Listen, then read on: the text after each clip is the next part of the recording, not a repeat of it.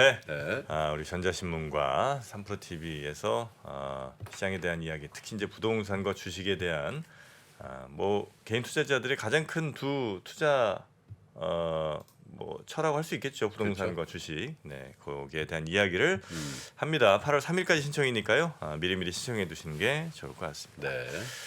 자, 그러면 오늘 우리 증시 개장 상황 저희와 함께 해주실 오늘 좀 특별한 분이 오셨습니다. 우리 한국투자증권 박재용 차장님 어서 오십시오. 안녕하십니까? 어서 오세요. 네, 반갑습니다. 반갑습니다. 네, 박재영 차장님이 참 보면 참 성실의 대명사인 것 같아. 성실? 네. 성실과는 거의 우리랑 뭘 텐데. 제일 오래 했잖아. 오래는 했죠. 오래 했지. 네. 오랜 했죠가 뭡니까? 오랜 올해도 했죠. 했고 열심히 했고 성실 빠지지 않고 빠지지 않고. 네. 안 성실한 걸 봤나 봐. 아니 언제 늘 전 밝은 성격이 참 좋습니다. 아 그러니까. 네, 늘 아유, 밝아요. 밝아야죠. 네, 긍정적인 사람이 주식도 잘합니다. 네. 네. 그러나 아직 자화전자는 어제 많이 올랐잖아요. 어제 많이 올랐어. 어제 많이 장시하겠다. 올랐어요? 어제 많이 장시하겠어. 올랐어. 자, 9시 이제 다 됐습니다. 예상 가격은 지금 지금- 코스피가 네, 아직 지금 시간 안 예상 했군요. 가격이, 네. 59분 50초라서 네. 아직 안 나왔고 어제 미국의 환율이 많이 올라서 달러 인덱스가 또 많이 올라서 환율이 한 6원 정도 상승해서 출발할 것 같습니다. 1,309원에 그 역외 환율이 1,309원에 거래가 돼서 환율이 좀 올라갈 것 같고 환율이 또 올라가면 우리 시장 외국인 수급 걱정스러운 부분도 있고 지금 하는 금통이 앞두고 있잖아요. 네. 금통이 앞두고 있는데 미국이 75bp 올리고 우리가 50bp 올린다라고 하면 또 이제 외국인 자금 빠져나가는 거 아니냐 그런 걱정들이 50일 있어서 확정됐나 보죠. 거의 확실해 거의 보이는. 확정 뭐 네. 그러면 뭐 어떻게 생각하십니까? 지금 장 시작했습니다. 네. 코스피가 9포인트 하락해서 출발하고 있습니다. 어제 미국 증시가 좀 많이 나스닥 중심으로 많이 하락했는데요. 2% 이상 하락했는데요. 그 영향을 좀 받고 있는 것 같고요. 어제는 우리 또 먼저 또 빠진 게 있어서 미국 증시보다는 좀 덜 하락하고 있습니다. 7포인트 하락해서 2,333포인트 출발을 하고 있고요. 코스닥이 조금 더 하락하고 있네요. 4.97포인트 하락을 해서 762포인트. 지금 코스닥 같은 경우에는 하락 종목 수가 1,000종목이 넘습니다. 5포인트 하락하고 있는데 하락 종목 수가 조금 많은 그런 시장이고요. 업종별로 보면 섬유의복, 뭐 음식료, 담배, 제약 이쪽이 조금 강세를 보이고 있고요. 경기 안 타는 사람 안 타는 종목들이. 섬유의복. 섬유의복 같은 경우는 뭐 그렇습니다. 네. 섬유의복은 최근에 네. 실적이 굉장히 좋아요. 좋아요. 요새 굉장히 좀 짜증나는 게 실적이 엄청 좋아도 주가는 떨어지거든요. 무슨 얘기를 하냐면 피크아웃이다. 뭐 영업무역, 실적 영업무역 한세 실업 실적 엄청 좋거든요. 그런데 미국 경기 안 좋아지면 떨어질 거다. 이렇게 하면서 주가 떨어지고 있거든요. 그런데 오늘은 약간 실적이 좋은 것들을 반영하면서 올라가고 있는 것 같습니다. 그리고 음식료, 담배, 방어주니까 좀 강세를 보이고 있고요. 최근에 제약바이오가 조금 분위기가 좋죠. 바닥에서 좀 올라오고 있는 분위기여서 제약바이오 정도만 올라가고 있고 오늘 가장 많이 빠지는 건 오락문화, 디지털 컨텐츠. 디지털 컨텐츠는 최근에 조금 올라왔었고요. 오락문화 같은 경우에는 어제 미국에서도 카지노 업종들이 급락을 했습니다. 코로나 때문에 그래요. 맞습니다. 중국이 마카오 다시 봉쇄한다. 아. 그 얘기 나오면서 이제 윈리조트라든지 뭐 샌즈 이런 카지노 업체들이 다 라스베가스에도 있는 거잖아요. 맞습니다. 그러면서 급락을 하면서 우리도 영향을 좀 받고 있는데요. 어제 사실 먼저 좀 많이 떨어졌었어요. 뭐였냐면 어제 우리도 코로나가 굉장히 많이 나오면서 네. 리오프닝 주들이 굉장히 큰 폭으로 하락을 했거든요. 네. 뭐 걱정이네요. 네, 대한항공, 강원랜드, 파라다이스 이런 쪽 큰 폭으로 하락을 했고요. 그게 이제 미국 시장과 또 이어지면서 뭐 오늘 파라다이스 같은 종목들 또 이제 하락 출발을 하고 있는 그런 상황이고요. 소비 관련주도 어제 좀 많이 하락을 했습니다. 소비 관련주. 네. 뭐 유통 뭐 이런 거예요? 유통 이런 쪽. 네. 최근에 그래도 좀 견조했었는데 뭐 롯데쇼핑이라든지 신세계 이런 쪽들 미국도 소비 경기가 좀 안 좋아질 것이다라고 지금 하고 있잖아요. 그래서 우리나라도 이제 뭐 조금 소비 침체 이런 것들 걱정하면서 인플레이션이 아무래도 발생을 하면 소비를 줄일 수밖에 없는 그런 상황 되지 않습니까? 그래서 어제 롯데쇼핑이라든지 뭐 신세계, GS 리테일, 뭐 롯데관광개발 이런 것들이 좀 하락을 해서 뭐 좀 좋지 않았었는데 오늘도 좀 이어지고 있는 모습이고요. 이러다가 또 어떤 나라 한 군데서 네. 자가격리 한다. 안 돼, 안 돼. 이렇게 해버리면 안 돼. 전 세계 이제 안 돼. 여행 또 안 돼요. 시가총액 상위 종목들 한번 좀 보면 삼성전자, 하이닉스가 0.6% 정도 이제 하락해서 빠졌죠. 출발을 하고 있고요. LG 에너지 솔루션이 1.7% 하락을 해서 출발하고 있고 삼성 SDI가 1.9%, SK 이노베이션이 0.6% 하락을 했는데 어제 뭐 사실 중국에서 좀 안 좋은 뉴스가 나왔어요. 예. 중국? 네. 뭐죠? 중국이 이제 리튬 업종들이 급락을 했었거든요. 천체 리튬이라고 이제 거의 한가까지 갔었는데 저기 중국 네. 상장업체 중에 맞습니다. 이게 뭐 중국 사모펀드 대부로 불리는 모 투자회사 대표의 부인이 SNS에 좀 이쪽 관련된 부정적인 내용을 적었다라고 해서 부인이 뭐 부인이 왜 그렇게 적었는지 모르겠어요. 그게 근데 그 영향을 줬어요? 뭐 같이 일을 하겠죠. 저도 이제 구체적으로 그 사람 부인이 무슨 일을 하는지 모르겠는데 어제 이제 팩트를 말씀드리면 ETF 전기차 관련 중국 전기차 관련된 ETF가 5%가 급락을 했고요. 리튬 관련된 종목은 뭐 하한가 가는 그런 뭐 상황을 보이다 보니까 우리 쪽도 2차 전지가 좀 영향을 좀 받고 있는 그런 모습이고요. 뭐 전반적으로 셀트리온이라든지 제약 쪽 이런 쪽은 또 강한 모습들을 보여주고 있습니다. 네. 그리고 코스닥 시총 상위 종목들을 보면 역시 셀트리온 헬스케어가 2%대 1.8% 상승하고 있고요. 시젠이 0.8%, 셀트리온 제약이 1.5%. 제약 쪽 제약 바이오가 조금 좋은 그런 흐름이고 LNF, 뭐 첨보 이런 2차 전지 소재 쪽은 오늘 큰 폭으로 하락을 하고 있고요. 최근에 조금 반등이 나왔었던 뭐 게임즈라든지 엔터 이런 쪽들은 하락이 나오고 있습니다. 지금 시장 분위기를 보면요, 지난주와 정 반대의 분위기가 조금 나오고 그러네요. 있는데요. 지난주에는 금리가 빠지면서 성장주들이 좀 반짝 올랐었거든요. 그런데 이번 주는 금리가 또 다시 올라가기 시작을 했습니다. 금리가 다시 올라가기 시작하면서 성장주들이 다시 조정을 받는. 그러니까 투자자들이 투자하기가 굉장히 힘든 시장이에요. 최근에 6월 마지막 주, 그다음에 7월 첫째 주 주가 흐름을 보면요, 완전 정반대거든요. 6월 마지막 주에 올랐었던 종목들이 7월 첫째 주에는 굉장히 많이 하락했고요.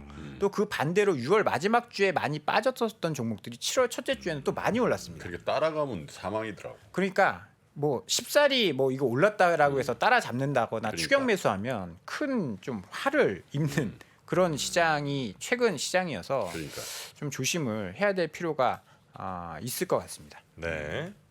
HLB가 시가총액 3위예요. HLB? 네.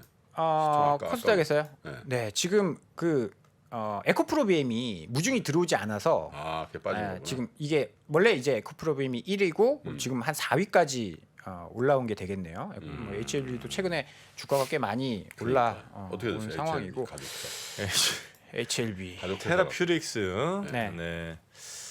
제가 사랑했던 그 친구는 지금 2.34% 정도 마이너스를 기록하고 있네요. 그래도 뭐 굉장히 선방하셨네요. 저점 대비해서 선방? 20%나 올라왔잖아요. 어디 가요? HLB. 테라퓨틱스? 테라퓨틱스 HLB 말고 아니, 둘이 좀 되게 친한 사이를 알고. 저희는 네, 무슨 형제가 얘기 잘 안 아니고 합니다. 자화전자 이후로는 HLB 테라퓨틱스 지금 이게 얼마나 산지 압니까 지금? 12,500원이에요 지금. 죄송합니다. 그래서 이게 최고가 33,600원이 아닐 텐데 더 됐나? 그렇지. 계속 진행하시죠. 네. 네, 어제 이제 장 마감 후에 공시가 몇 개 있었는데요. 네. 국동이 지금 20% 상승해서 출발하고 있는데 국동?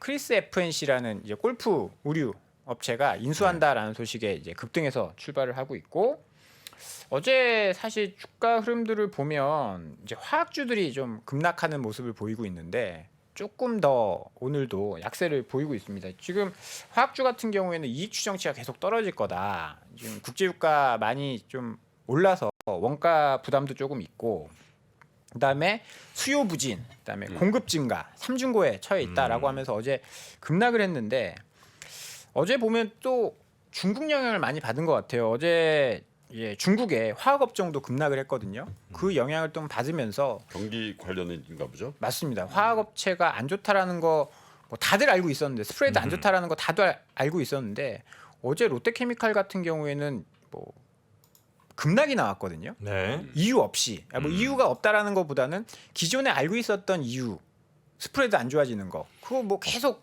지난 몇 개월 동안 그랬었는데 어제 갑작스럽게 급락이 나오면서 어제 주가가 뭐 4%나 급락했는데 많이 빠진 상태에서 오늘 또 이제 하락해서 움직이고 있고요. 아무래도 경기 침체에 대한 우려들이 계속 또 반영이 되고 있는 것 같습니다. 네. 자, 지금 시장 요 정도로 한번 살펴보고요. 뭐 레포트들 네. 혹시 좀 갖고 오셨죠? 일단 기사 하나만 먼저 좀 소개를 해드리면 기사 하나. 네. 거래소가 저희가 이제 결제가 T+2일이거든요. 네. 이 T+2를 조금 당기겠다라고 지금 준비를 하고 있다라고 합니다. T+1일로. 원래 이제 내가 오늘 사면 네, 혹은 내가 오늘 팔면 네. 그게 이틀 뒤에 이제 저한테 들어오잖아요. 맞습니다. 근데 그걸 하루 뒤로 준다. 네, 좀 줄여드는.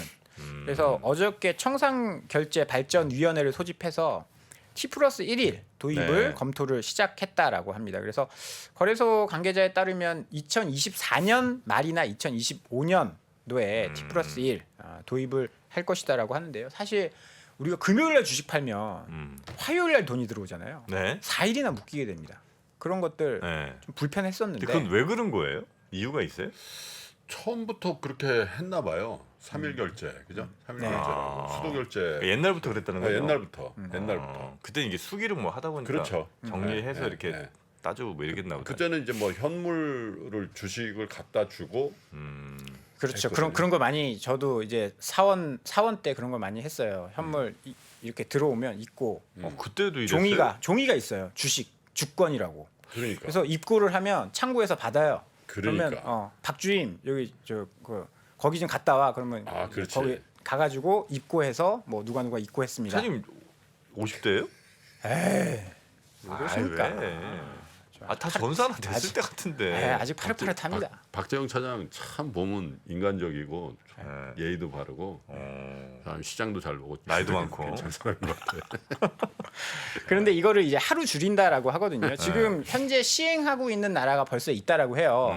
인도가 2월부터 시가총액 하위 100종목 이거 시범적으로 이제 시행을 하고 있고 유럽은 21년부터 유관기간 논의를 시작했고 유럽? 네, 유럽은 논의를 시작했고 이 이야기가 나온 게 네. 미국에서 올해 2월 달부터 그러니까 2024년 상반기 시행을 목표로 2월 달부터 논의가 시작됐다라고 합니다.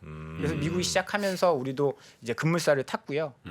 거래소에서는 이게 우리가 당일 결제되면 진짜 좋잖아요. 더 편할 것 같잖아요. 네. 근데 이거는 사실 선을 그었다라고 합니다. 기술적 가능성 여부를 떠나서 안정성 뭐 그럴 수 있을 것 같긴 해요. 이런 거를 금융 안정성을 위해서 이제 T+0는 안 된다라고 하고 T+ 뭐 하루 결제를 준비하고 있다 네. 이런 뉴스가 있었고요. 그리고 오늘 시장 아침에 나온 증권사 리포트들 요약을 좀 해왔습니다. 하나하나씩 말씀을 드리면 먼저 유한타증권의 데일리 정리를 해드리면요. 일단 기술적 분석상으로는 지금 2019년 고점 수준에 도달을 해 있다. 네네. 이게 강한 지지 라인을 형성을 할 것이다. 그래서 여기서 크게 하락하지는 않을 것이다라는 기술적 분석과 관련된 내용이었고요. 네. 주요 내용을 보면 이제 RSI 보조 지표죠. 이제 상승 강도를 보는 보조 지표인데 이 RSI 상승 다이버전스가 발생했다. 우리 정프로님 다이버전스 뭔지 아세요? 지금 4년 정도 많이 했죠, 하셨죠, 제가. 네, 다이버전스 네. 설명해 주시죠. 지금 설명할 시간이 있을까 모르겠습니다. 그렇군요. 그럼 네. 제가 간단하게 설명을 해보겠습니다. 그렇습니다. 다이버전스라는 거는 지수와 보조 지표가 엇갈리는. 엇갈리는 거죠. 그렇죠. 엇갈리는. 네. 지수는 하락하는데 약간 벌어지는 거. 그 상승 신호가 나오는. 네. 이렇게 되면 이제 반전의 시그널로 보는 거거든요. 그거 혹시 다이버전스라고 하지 않아요? 그렇죠. 네. 그걸 다이버전스라고 정확히 알고 계시네요. 그렇습니다. 그래서 RSI 다이버전스가 발생했고 2019년 고점. 그 부분은 강력한 지지 라인이 될 것이다라고 해서 여기서 더 크게 하락하지 않을 것이다라는 정도의 기술적 네. 분석의 내용이었고요. 하나금융투자 오늘 데일리에서는 금에 관련된 이야기를 하고 있습니다. 다시 한번 기회를 모색해볼 시점. 금. 네, 금도 많이 금 빠졌거든요. 골드라고 하죠. 그런가요? 네, 제가 영어가 좀 부족해서 네. 골드라고 하는군요. 연준이 이제 경기 둔화를 반영해서 베이비 스텝으로 전환할 경우에 9월 네. 정도 되면 이제 베이비 스텝 몇 음. bp죠? 베이비 스텝이요? 네, 베이비들은 나는 진짜 마음이 아파요. 애들 볼 때마다. 베이비가 셋이나 있으시잖아요. 네, 네. 셋 베이비, 쓰리 베이비잖아요. 그 제가. 75bp, 그렇습니다. 3 베이비면 네. 네 명 아니야, 75bp. 네 명? 저요? 음. 셋이요. SI는 베이비 아니구나. 그렇게 또 갑니까? 뭔가 베이비라 하잖아. 네, 베이비죠, 베이비. 아, 네. 네. 뽀 베이비 갑니다. 네, 4 베이비면 100bp인데 네. 그거 지금 시장에서 나오고 있는데 어찌됐든 간에 이제 9월달에 25bp 베이비 스텝으로 전환하면 금 가격이 반등할 가능성이 있다. 그렇습니다. 그 이유는 이제 장기 금리가 하락하면서 금 가격 반등을 이끌 수 있을 것이라고 전망하는데 네. 왜냐하면 화폐 가치가 하락하면서 인플레이션 해지용으로 금 수요가 꾸준히 늘어날 것이다. 그리고 미국 소비자 물가가 꾸준히 안정되겠지만 연말에 그래도 6%대 물가를 네. 볼 거기 때문에 과거에 비해 높은 수준을 지속할 거기 때문에 인플레이션에 비해 금리가 상대적으로 빠르게 하락하면서 실질 금리 하락이 금 가격을 지지할 수 있다. 뭐 이렇게 사실 지금 어디 투자해야 될지 자산 배분으로 봤을 때 굉장히 어려운 혼란스럽잖아요. 시기. 네. 그래서 좀 도움이 될 수 있을 만한 내용인 것 같고요. 네. 신한금융투자 보고서에서는 풍력주에 대해서 이야기를 좀 하고 있습니다. 풍력. 네, 단기 반등 가능성에 좀 주목을 해봐야 된다. 네. 지금 최근에 풍력 관련된 ETF가 계속 떨어지고 있습니다. 이유는 1분기 실적 발표하면서 풍력 관련된 기업들이 다 가이던스를 하향 조정했어요. 왜냐하면 원자재 가격이 많이 올라가고 네. 수요가 좀 둔화되고 그런데 지금 1위 풍력 터빈 업체인 베스타스가 선행 EPS가 좀 올라오고 있거든요. 다시 상향 조정되고 있습니다. 네. 이유는 이게 되게 다 단순해요. 2021년 3분기에 가격을 올렸거든요. 23년? 네, 풍력 발전기 터빈이나 이런 거 터빈. 가격을 다 올렸어요. 작년 3분기에 다 올렸는데 원자재 가격이 지금 급락하고 있습니다. 21년 3분기에. 네, 제가 몇 년이라고 했죠? 23년이라고 그러신 것 같아갖고. 죄송합니다. 네, 21년 3분기. 즉시 사과하고 2021년 3분기 판가 인상을 단행했는데 네. 주요 원재료 가격이 계속 떨어지고 있다라고 합니다. 네네네. 터빈 주요 원재료는 아연이나 구리인데 아연 구리 가격이 다 지금 많이 떨어졌거든요. 많이 떨어졌어요. 그러니까 이익이 조금 늘어날 수 있다. 네. 그런데 이제 하반기에는 실적이 개선되겠지만 2023년도 글로벌 풍력 수요가 좀 둔화되면서 추세적 반등은 좀 힘들 거다라는 좀 애매한 이야기를 좀 하고 있고요. 네. 마지막으로 이제 메리츠증권의 지금 이번 주에 가장 기대가 되는 거 바이든 대통령의 이제 중동 순방. 네. 16, 여기와 17, 관련된 18 이렇게 되고 있죠 아마. 아닌가? 아니요 14, 15, 16인가? 14, 15, 16 바이든 네. 대통령 15일 날 네. 그 사우디를 갑니다. 살만. 네. 빈 살만을 만날 수 있을지 모르겠는데 만난다는데? 만난대? 그렇습니까? 네, 안 만나기로 했다가 다시 만나기로. 일단 제목은 바이든 중동 순방 관전 포인트 유가가 핵심일까? 결론부터 말씀드리면 유가에 큰 영향을 줄 수는 없을 것 같다. 목적이 유가는 아닐 수 있다. 일단 지난주에 바이든이 이제 기고문을 발표를 했는데요. 여기서 중동 방문의 목적을 유추를 해볼 수 있는데 첫 번째는 중동과 관계 개선. 이게 첫 번째 목표라고 합니다. 지금 중동 지역의 수로가 세계 무역과 미국이 의존하는 공급망에 필수적이다. 이 중동 같은 경우에는요. 미국뿐만이 아니라 중국도 노리고 있거든요. 중국의 1대1로 이걸 완성하기 위해서는 중동이 네. 굉장히 중요하다라고 합니다. 그래서 그쪽에 공급망을 둘러싸서 미국이 중국의 견제 의도가 있는 거다. 그래서 중동과의 관계 개선이 첫 번째고 네네. 두 번째는 이제 에너지 안보죠. 지금 중동의 에너지 자원이 러시아 우크라이나 전쟁으로 촉발한 전 세계 에너지 공급에 대한 영향을 완화하는데 매우 중요하다. 네네네.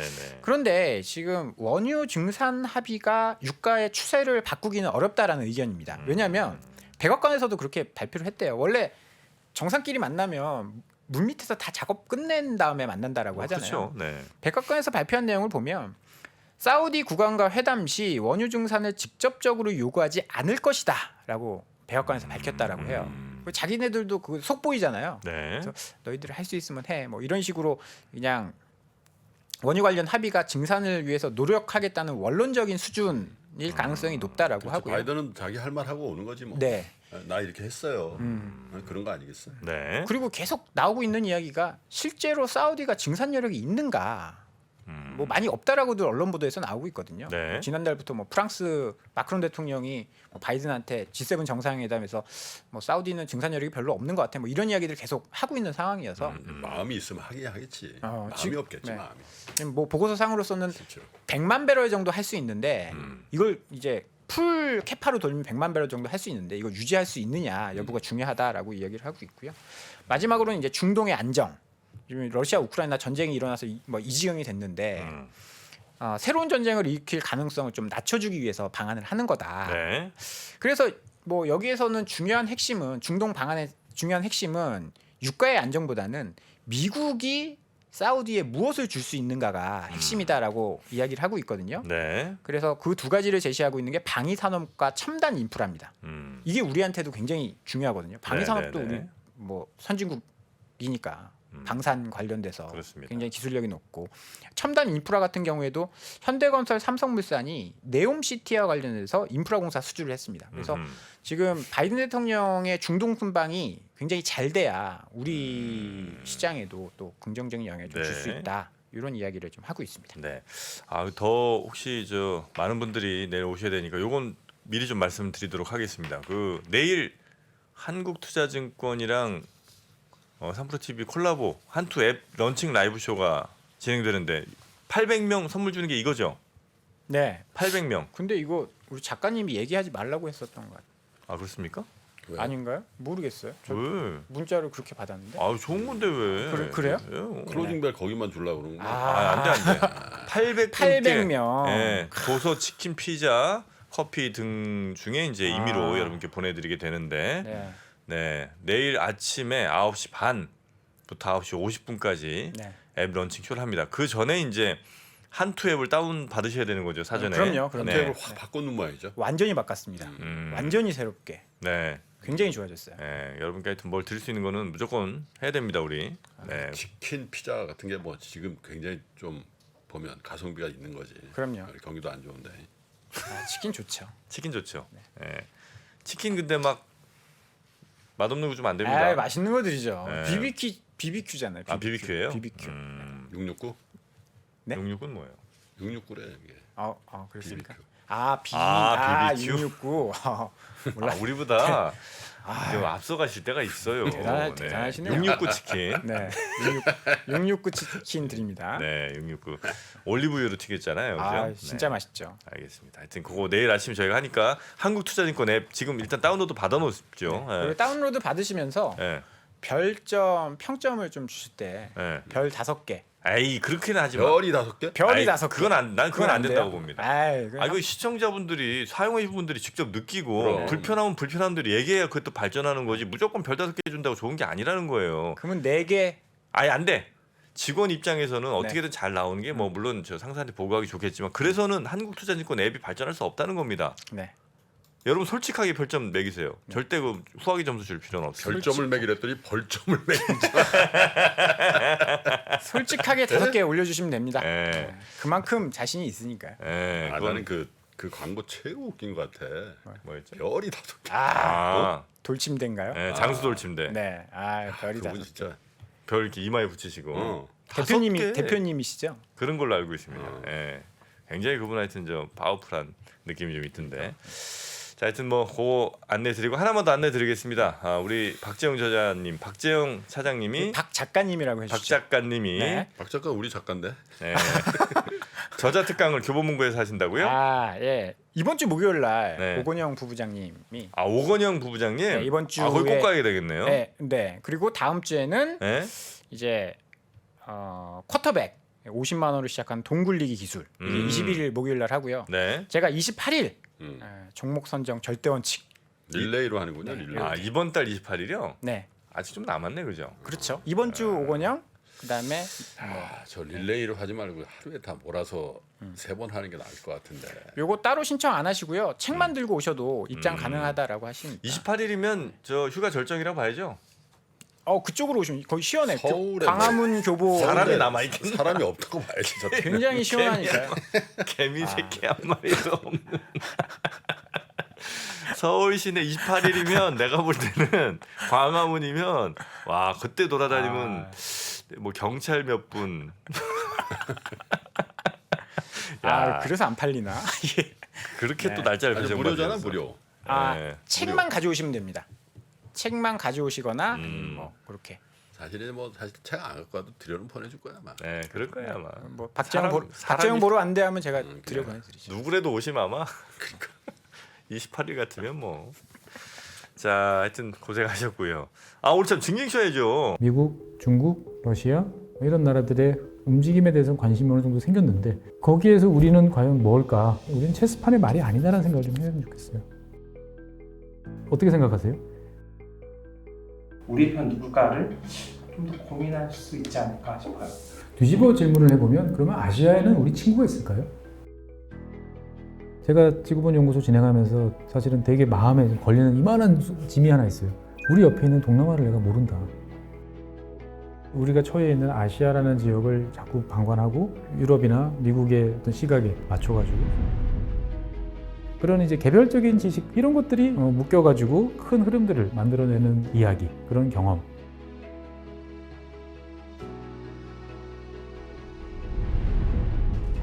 작고 잡다한 지식이라도 그것들을 절대 무시하지 말라. 나는 그건 되게 긍정적이고 그런 지식들을 연결해서 말 그대로 위즈덤이잖아요. 정말 현명해지고 뭔가 남들하고는 좀 차별화된 그러한 관점 그리고 그러한 비전